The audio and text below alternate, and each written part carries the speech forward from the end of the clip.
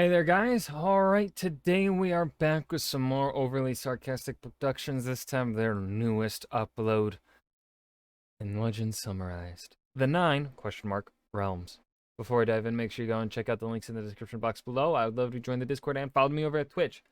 Okay, really got nothing to add here at the beginning of this video for the 9 realms. They're the 9 realms. I've played God of War 2018 and God of War Ragnarok, so I'm pretty much an expert. Let's dive in. If there's one thing I've learned from my time on the internet, it's that people love it when things are clearly categorized. But as an exciting twist... No, I think that might be the spaces you occupy, Red. And it might have to do with autism. Or ADHD. Or both. The internet's been making me think I might have autism. Because I've been seeing a lot of traits where I'm like, I got that. And then there'll be people just like talking about like that are diagnosed, medically diagnosed with autism. I'm like, huh, maybe. But anyways. On the process, everybody disagrees on what categories they specifically like. In reality, basically everything is fluid and flexible, and every single method of strict delineation ever created has struggled with edge cases and gray areas and the beautiful diversity of human experience, and some people getting way too into fitting everybody in nice little boxes with I'm being overwhelmed. nice little rules and punishing anyone who steps over their personal favorite line. But if strict delineation is a losing battle doomed to failure, why do we keep trying it so much? Well, broad-scale categorization can still be useful. Just because there's no such thing as a fish... Isn't this a video on the 9 realms in Norse mythology? Biologically speaking, doesn't mean it's not good to have a word for swimmy things with fins and gills. But our propensity for categorization goes far beyond simple practicality, and in the face of that kind of overwhelming evidence, the answer appears to be simple. We must just really like doing it. We like sorting things. We like it when things have rules that can be easily summarized, and we like it when someone or something belonging to a group tells you a set of reliable things about them. That ranges from semi-tangible but still complicated things like country, heritage, gender, and orientation, all the way out to stuff like star signs, Myers-Briggs types, and Hogwarts houses. The fact that this kind of easy-breezy boxing transforms into bad things like stereotyping almost immediately is another sign that the only reason we would possibly keep reinventing this doomed endeavor is because we just like it. Fitting everyone into nice little boxes is bad and restrictive. Getting mad when people don't fit in the box you put them in is also bad. But finding a box you like is wonderful. And while there's probably a very long and interesting conversation to be had about that, we're not here to unpack the psychology of if I fits, I sits. We are here for legends, and in the space of mythology, where so little is set in stone and everything is fluid and flexible and prone to constant reinvention and cultural drift, it is so refreshing to have something as categorically ironclad as the 9 realms of Norse mythology. Referenced repeatedly by all of our surviving sources, all 2 of them that is, it's constantly reinforced that the world of Norse... And also, aren't both those sources post-Christian spreading? Norse mythology is actually 9 worlds of magic and wonder, beautifully subdivided with clear, solid identities. And there's 9 of them, a nice, strong, square number with enough room for exciting variety, but not so many that they all start blending together. And it'll be so fun to run down a nice, clear, beautiful, clickbait-friendly, numbered list of all 9 of them, from the familiar world of Midgard to the high... I see where this is going. halls of the gods in Asgard to the frozen realm of the giants in Jotunheim to the... What? Ooh. Okay, well, bad news, everyone. Turns out the 9 realms are actually the most frustratingly vague concept to ever claim a strict numerical delineation, and everyone is mad about it. The Eddas call them the 9 worlds plenty, but they never actually list what those 9 worlds are, and nobody's more frustrated. I remember yet the giants of yore, who gave me bread in the days gone by. 9 worlds I knew, the 9 in the tree, with mighty roots beneath the mold. By this than the poor sods translating those Eddas, whose footnotes are full of barely concealed rage and lamentation at those dang inconsiderate scribes and their completely unnecessary coyness. So today, let's unpack the, like 5 realms, tops, that are actually pretty well established, and then as many other realms as we can find evidence for, I guess.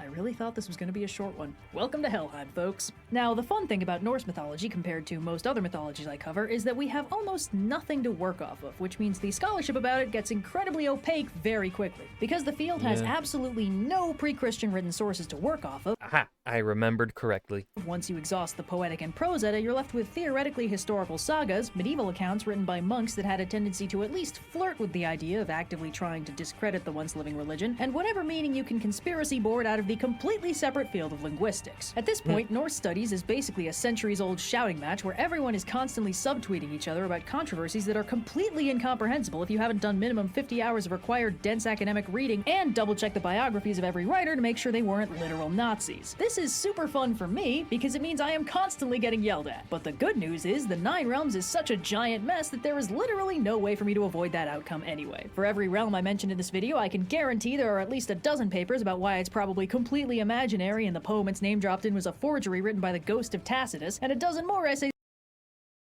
I am overwhelmed. about why those essayists are stupid and wrong. It's gotta be so fun to be an expert in this field because you can phrase everything you publish in the form of an actually. Anyway, let's dive in by getting the easy one out of the way. Midgard, literally meaning Middle Earth, Never heard of it. oh, that's clever, is the world of humans. In the Poetic Edda, specifically the Vospa, Midgard is formed from Ymir's corpse by the sons of Bur, Odin and his brothers. And in the Prose Oh fuck yeah, we're on Ymir's body. Hell yeah. Edda, specifically the Gylfaginning, a few more details are given. For starters, Midgard is created in the Ginnunga Gap, a void that existed between the fiery realm of Muspelheim and the frigid world of Niflheim. When the temperatures clash, it causes the giant Ymir to form, presumably out of some version of precipitation, at which point he is killed and his body parts are snapped into all kinds of exciting new shapes. While it might make sense to think of Midgard as the whole world, the Prose Edda actually implies that this is untrue. Midgard is described as a fortified region that the gods used Ymir's eyebrows to craft as a wall against the giants, indicating that Midgard is a region of the world of men and not technically the whole thing. But these things are shaky, and especially in a field as linguistically wacky as poetry, where words get used outside their definition all the time just because they rhyme or scan, it'd be ridiculous to get all weirdly nitpicky about semantics. Anyway, unsurprisingly, most of the mythos doesn't really describe Midgard in detail, presumably because it didn't have to, as the audience was expected to already live there. But as we go farther afield, things get a little more interesting. The realm of the Aesir and the high halls of the gods. Asgard is mentioned at several points in the Poetic Edda as the home of the gods. When Thor's hammer is stolen, Then Thor the mighty his answer made. Me would the gods unmanly call, if I let bind the bridal veil. Then Loki spake, the son of Laufey, Be silent, Thor, and speak not thus, else will the giants in Asgard dwell, if thy hammer is brought not home to thee. it is said that if they fail to retrieve it, the giants will come live in Asgard and take their jobs and stuff. Vospod God damn it. On the host his spear did often hurl, then in the world did war first come, the wall that girdled the gods was broken, and the field by the warlike wains was trodden. Then sought the gods their assembly seats, the holy ones, and council held, whether the gods should tribute give, or to all alike should worship alone. attests that Asgard is damaged during the war I'm not really sensing a A-B rhyme scheme here. with the Vanir and subsequently rebuilt. It's a fortified realm that weathers a decent amount of conflict, and it's mentioned enough times that it's quite clear that the realm of the gods is separate and distinct from the world of regular humans. So that's good! We're up to 2 realms confirmed as probably being part of the 9 realms. Now that said, the word Asgard is actually a fairly rare occurrence in the Poetic Edda. The Grimnismal lists several locations that are specific to individual gods, as if they're realms of their own within the realm of the gods, but the area they live in overall is not named. Also, just as a fun little hint of the nightmare to come, alongside all those specific subrealms like Thor's Hall and Valhalla and Folkvanger and a whole bunch of other gods' homes in important divine areas, Alfheim, the realm of the elves, is put right alongside them, strongly indicating that Alfheim is part of Asgard rather than a realm in its own right. Which sucks because Alfheim is one of the regular shortlisters for the 9 realms, along with its dark Yeah, I've explored Alfheim in God of War. counterpart Svartalfheim, so our dang rigorous scholarly efforts have already scuttled our chances of making an even 9 out of this mess by cutting out 2 typical shoo-ins right out the gate. Either Alfheim isn't its own world, or every single sublet and cul-de-sac at Asgard is its own realm, which is way more than 9. The Prose Edda Which would make sense. That has a lot more details about Asgard, but unfortunately they are wildly untrustworthy. For one thing, Snorri Sturluson comes out swinging with the claim that Asgard is literally Troy, like Trojan War Troy, which is always a bad start. The Gylfaginning again lists several key locations in Asgard, or quote-unquote heaven, including Alfheim again, but Snorri goes out of his way to specify that only light elves inhabit that realm, and their dark elf counterparts live underground. This is, as far as I can tell, the first and only source for the idea that elves come in two flavors, one luminous and heavenly, the other dark and ugly, unless you subscribe to the idea that dark elf is literally just another term for dwarf, which is a completely different can of worms. And from the way Snorri describes them, the strong vibe is that light elves are basically literal Christian angels. Odin then goes on to say that there are two more heavens, even heavenier than theirs, called Andlanger and Vidblain, that are so heaveny that only light elves currently live there, and once Ragnarok comes and wipes the slate clean, the light elves will take over running the place. And if you believe any of that was a pre-Christian concept, I got a Bifrost to sell you. The third and final, almost certainly one of the 9 realms, is the world of the giants, Jotunheim. Although if you want to nitpick, and really who doesn't, Jotunheim is almost always Jotunheimar, which is plural, making it the giant realms, because we weren't already dealing with enough. The Poetic Edda references it repeatedly as the home to many giants. The 3 giant maidens in the Vospa that convinced the gods to create the dwarves traveled out of Jotunheim to do it. At Ithavol met the mighty gods, shrines and temples they timbered high, forges they set and they smithied ore, tongs they wrought and tools they fashioned. In their dwellings at peace they played at tables, of gold no lack did the gods then know, till thither came up giant maids 3, huge of might, out of Jotunheim. Freyr spies on a woman in Jotunheim.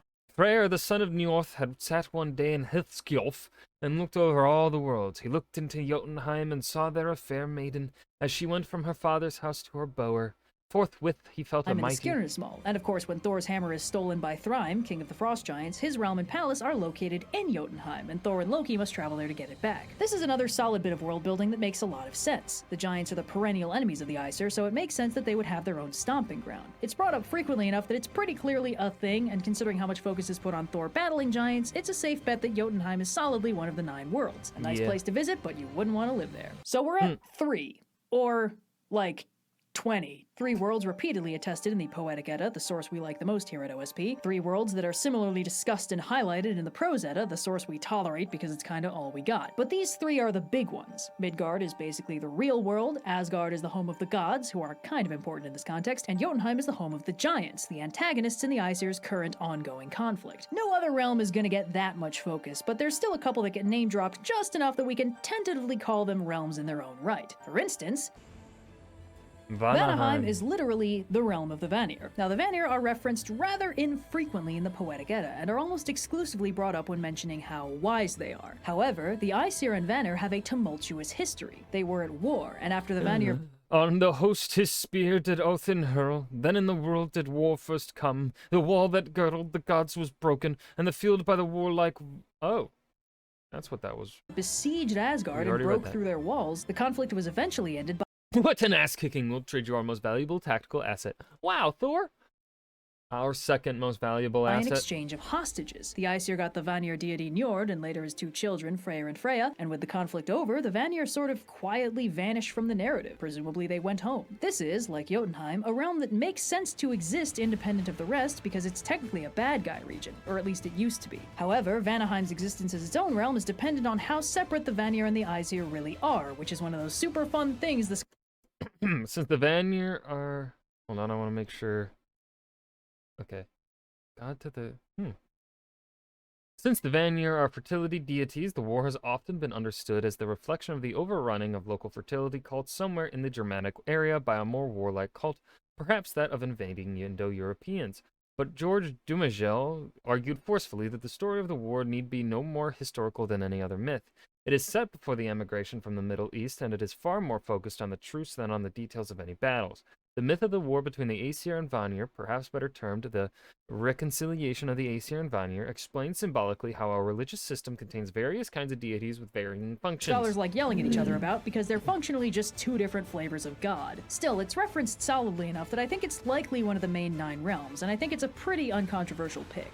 Unlike this next one.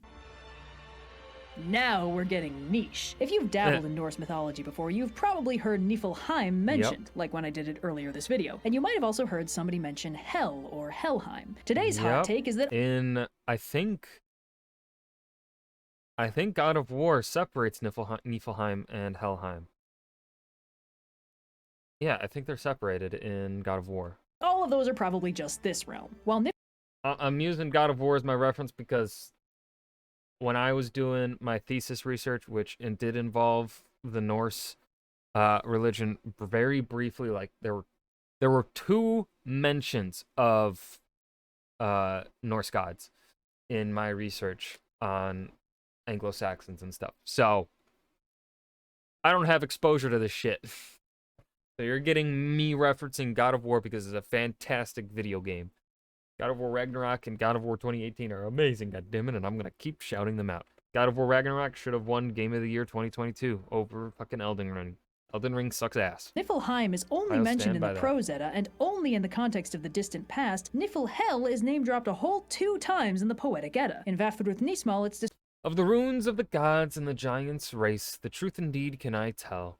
For to every world have I won, to 9 worlds came I, to Niflhel beneath, the home where dead men dwell. described as the home where dead men dwell and is located under the rest of the worlds. And in Baldur's Draumr, Then Othin rose the enchanter old, and a saddle he laid on Sleipnir's back. Thence rode he down to Niflhel deep, and the hound he met that came from hell.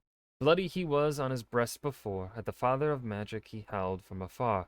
Forward rode Othin, the earth resounded, to the house so high of hell he reached. Niflhel is specified as the dark realm of Hel, goddess of the dead. But just to confuse matters, the Prose Edda also briefly mentions Niflhel as a location close to, but separate from Hel. Bad dudes go to Hel and then on to Niflhel, which Snorri says is down in the 9th world. This is very good. This suggests that Niflhel isn't just one of the 9 realms, it's the last of the 9 realms, the one at the very bottom. And I'm sure it'll be totally possible to put the rest of these realms in a geographical arrangement that's consistent and makes sense. That doesn't sound like a nightmare at all. And for extra nightmare, And that's why God of War Ragnarok and God of War 2018, when you're doing the realm travel stuff, they're kind of like all in like a circle.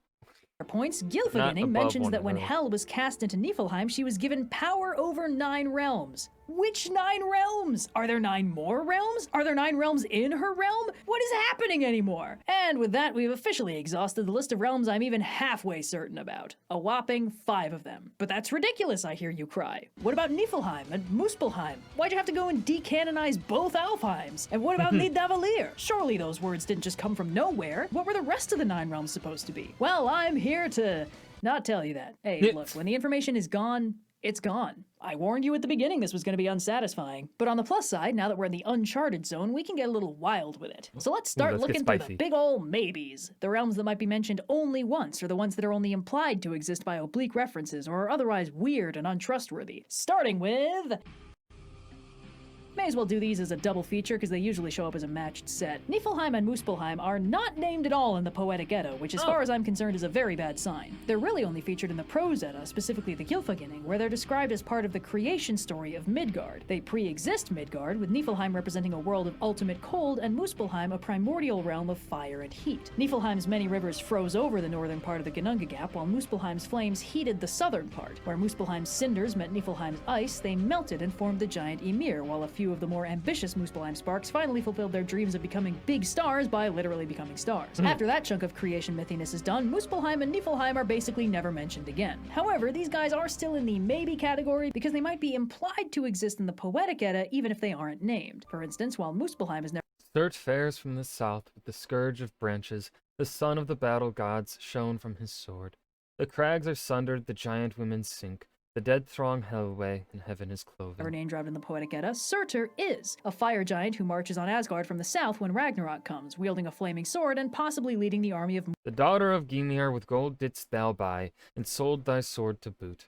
But when Muspel's sons through Mirkwood ride, thou shalt weaponless await, poor wretch. Muspel's sons through Mirkwood towards the battle. Between Muspel's sons and a general southern vibe, these references to Surtur do imply a fiery Muspel-based realm to the south, but that doesn't mean it's one of the 9 worlds. And of course, Niflheim is never name-dropped in the Poetic Edda, but its portrayal in the Prose Edda is in this weird space of being either totally redundant with or weirdly similar to Niflhel, especially since it's described as either being very close to or containing the gates of Hel's realm. And it's just not clear if they're supposed to be 2 different but similar worlds, or if Niflhel is what Niflheim became. Well, now I really want to replay God of War Ragnarok.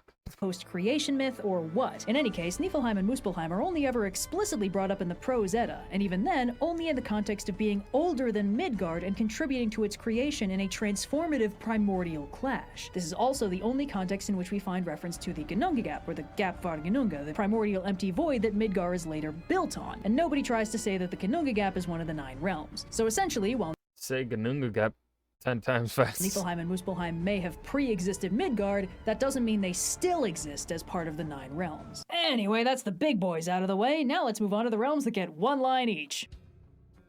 Nidavellir is referenced in the Poetic Edda exactly once in the Volspa, where it is described as the location of a golden hall for Sindri's race, which most likely means the dwarves. Well, hey, that's great. Maybe we found the designated dwarf realm, where the dwarves hang out. Whoops. Referenced in exactly the same stanza as Nidavellir, with exactly as much evidence supporting it, Okolnir is described as the location of the mead hall belonging to the giant Brimir. Brimir is pretty much only referenced in the context of his blood being the origin of the dwarves, and it's possible that Brimir is just another name for Ymir, making this even weirder. But the bottom line is, they're in the same stanza, they're listed together, they have exactly as much going on. If Nidavellir is one of the 9 realms, Okolnir is too. Realm number O, like in God of War. But this one isn't in God of War. A location at the base of Yggdrasil, where, according to the Poetic Edda, the Norns live and draw up water to tend the roots of the tree. In the Prose Edda, it's listed alongside. See, this one in God of War was not this location where you meet the Fates. Spoiler warning. The game's been out for almost a year now. Hasn't even been that long. It's been like half a year. Anyways, they are in Midgard. Alfheim is a place of great significance to the gods, which means if Alfheim is one of the 9 realms, Erdswell you gotta do some like magic shit to get to them. So like you could argue it's not technically on the realm of Midgard, but it's not its own realm. Too. A key location for the gods that seems separated from Asgard for one key reason. It both predates its construction and survives its destruction. Idavol is the field where the newly minted gods first meet up to hang out and play games before getting down to business of actually running the world. And it is also the field where the surviving gods gather after Ragnarok. It may not be a world of its own, but it's more distinct from Asgard than Valhalla, Folkvanger, and Alfheim anyway. Upon a reread, I think Idavolir might actually be the foundations of Asgard, like what the Ginnungagap is to Midgard. And the Aesir that survive essentially gather in the post-apocalyptic overgrown ruins of the realm that was once Asgard, which is dope as all hell. Damn right.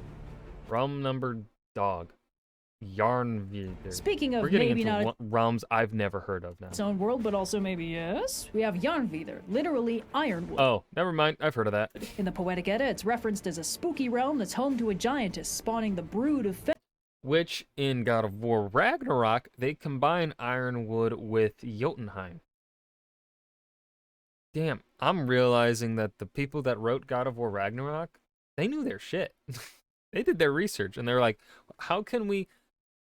This stuff is a mess. How can we combine these fuckers together to, so that we're not having like a bunch of like 20 different realms. They can still say 9 realms. How do we combine them and stuff like that? Fenrir, aka all the supermassive deadly wolves that'll eat the sun and moon and contribute to the overall enshittening of Ragnarok. However, the brood of Fenrir, Svati and... Is it Svati and Svani? No, that doesn't sound right. The one that eats the ones that chase the moon and the sun or whatever.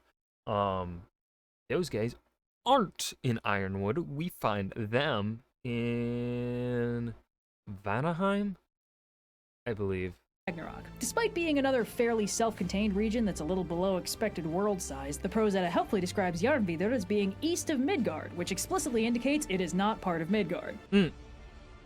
A quick name drop from the Poetic Edda, the Volspa describes Nidafjol as the realm below that the Nidhogg flies out from after Ragnarok. Its name literally means the Dark Mountains, which geographically does not narrow things down at all. This could conceivably be a bougie suburb of Niflhel, especially since it's mentioned as being below other worlds, but all we know for sure is it was separate enough to be worthy of its own name, and that means it's worthy of going on the list. Nice.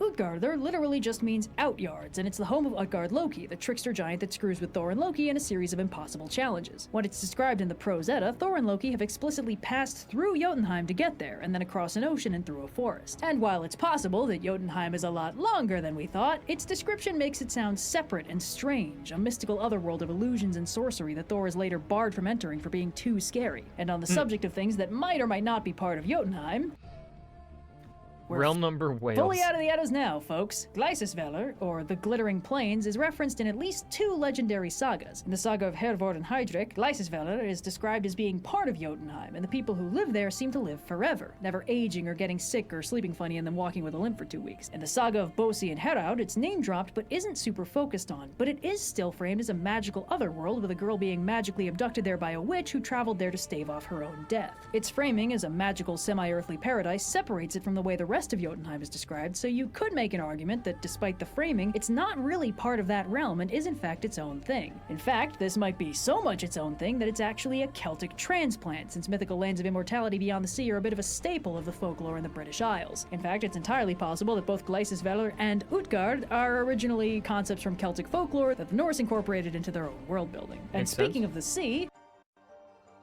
and now we enter the realm of the conspiracy board. See, God. unlike some of these places, there's actually decent evidence that this was a realm of its own, but unfortunately for us, it doesn't have a name. Aegir is a Jotun who embodies the sea, and he frequently hosts really banging parties for the Aesir. In the Poetic Edda, the Lokasenna and the Heimskvida both take place at one of Aegir's feasts hosted in his hall. His wife, the goddess Ran, is evidently a bit less sociable than her husband, since while she's also mentioned in the Poetic Edda, she's only really brought up in the context of people drowning. She uses a net, which Loki borrows at least once to capture a dwarf in the shape of a pike, and in the story of Helgi Hundingsbane, a near-drowning experience is described in terms of escaping Ran, and potentially being given to Ran. Plus, in the short story The Tale of Sarcastic Holly, a poet describes a drowned man tangled in seaweed down in Ran's domain. All this strongly indicates that, much like Hel takes the dishonored dead and Odin and Freya split the forces of the dead who fall in battle, Ran is the goddess who gets the drowned dead. One can only hope they aren't floating around in the same place as Aegir's party venue for all time. I can only imagine they'd spoil the vibes. Anyway, while the evidence for this being one of the 9 realms specifically is pretty much non-existent, it is pretty solidly confirmed that there is at least one unique godly domain under the sea, possibly 2, depending on what you think Aegir's policy is on corpses in the dining room. It also obliquely hints at another possibility, even more annoying than the rest. See, Aegir and Ran have 9 daughters. They represent the ocean waves, and they all have names describing different kinds of wave effects. It's pretty neat. Except how sometimes there are actually 10 names listed, if the names are listed at all. And really, all those names are just poetic kennings for waves, which means the idea that there are exactly 9 daughters is already shaky and sounds like it might just be poetic convention. And then there's Heimdall, a god born of 9 mothers, who have a nice solid list of 9 names given in the Lay of Hyndla, although it's not actually 100% certain that those 9 giantesses raising an unnamed but mighty god are the same 9 mothers that raised Heimdall. So it's another case where there's supposedly 9, but they aren't really coherently listed that way. And there's a lot of other 9s in Norse mythology. We don't even need to look. Man, the Norse really love their power of 3, you know? The rule of 3. That hard. Odin hung on Yggdrasil for 9 days to receive secret rune knowledge. Odin's ring Draupnir spawns off 8 identical copies every 9 nights. After Thor kills Jormungandr during Ragnarok, he staggers back 9 steps before succumbing to his poison. When Odin is imprisoned in his Grimnir disguise, he breaks loose on the 9th day. The frequency this number appears could suggest that the number had some kind of hidden significance to be unpacked on the conspiracy board, but it also represents a slightly worrying alternative possibility. Is the 9 in 9 realms meant to actually be the integer 9? Or is the number 9 just poetic and religiously significant enough that it gets used in any context where there's a large number of something important? Is it basically just a poetic way of saying a bunch? For all the talk of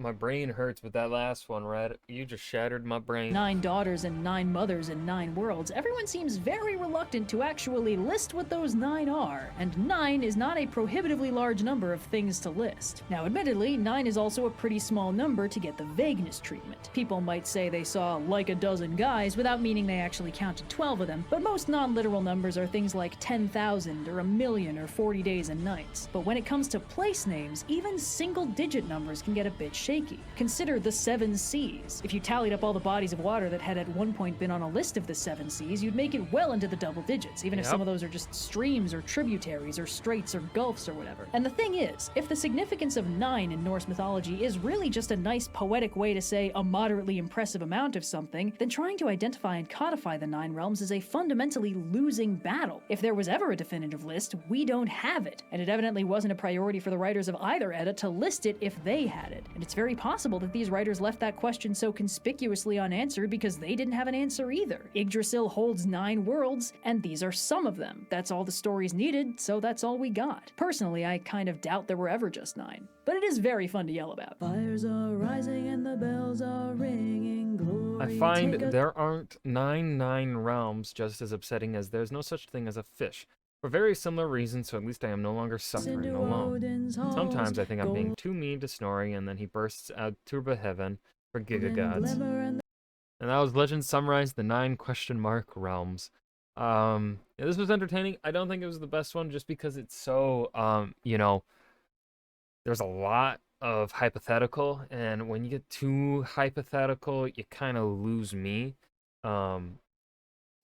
I do like how Red tried her best to fucking kind of streamline it, but man, it is such a mess that it still gets confusing. But yeah, I hope you guys enjoyed. Remember to hit that like button and subscribe for more, and I will see you guys in the next video. Peace.